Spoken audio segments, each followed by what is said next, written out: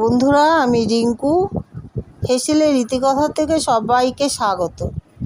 আজকে আপনাদেরকে যে রেসিপিটা দেখাবো সেটা হচ্ছে ক্যাপসি পনির মাখানি। প্রথমেই ক্যাপসিকাম, টমেটো আর পনির স্কোয়ার করে কেটে রেখে দিলাম।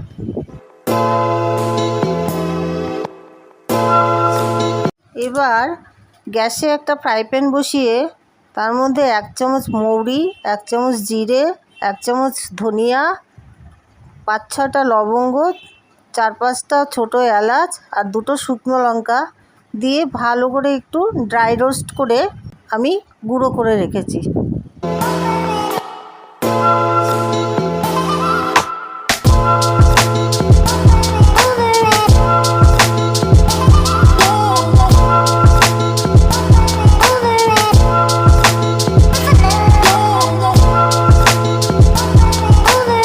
এবার একটা মিক্সি জারে 25 গ্রাম কাজু বাদাম, 5 গ্রাম চারমগজ আর 5-6টা পনিরের টুকরো নিয়ে ভালো করে পেস্ট তৈরি করে নিলাম।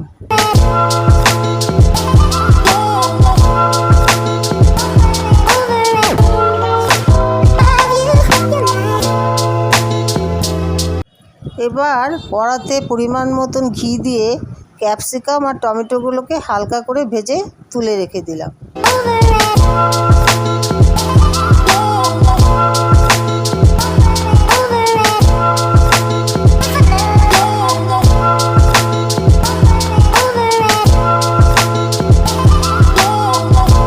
ওই ঘিয়ের মধ্যে 2 টুকরো দারচিনি, অল্প একটু জয়িত্রী দিয়ে বাদাম পনিরের পেস্টটা দিয়ে নাড়াচাড়া করতে থাকলাম।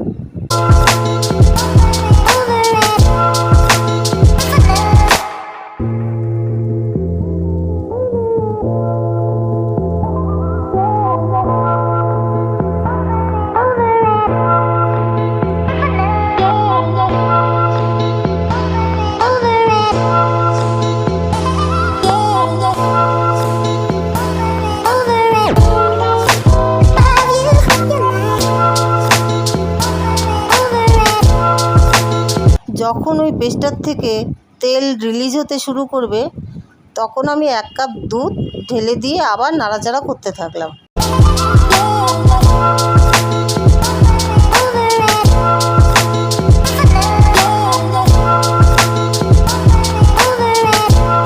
মিশ্রণটা নাড়াচাড়া করতে করতে যখন ফুটে উঠবে তখন এর মধ্যে 1 কাপ জল দিয়ে আমি ঢাকা দিয়ে দিলাম।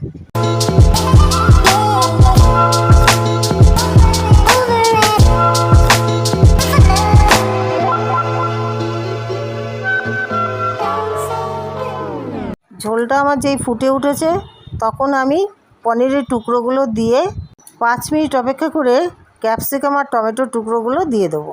ক্যাপসি পনির মাখানিটা আমার রেডি হয়ে গেছে।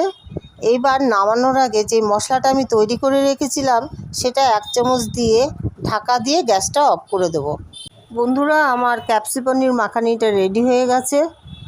আপনারাও বাড়িতে একবার ট্রাই করে দেখুন, খেতে ভীষণ সুন্দর হয়। আর রেসিপিটা যদি আপনাদের ভালো লেগে থাকে অবশ্যই লাইক, কমেন্ট, শেয়ার করবেন। আর যারা নতুন বন্ধু আছেন তারা আমার চ্যানেলটিকে সাবস্ক্রাইব করতে ভুলবেন না। ধন্যবাদ।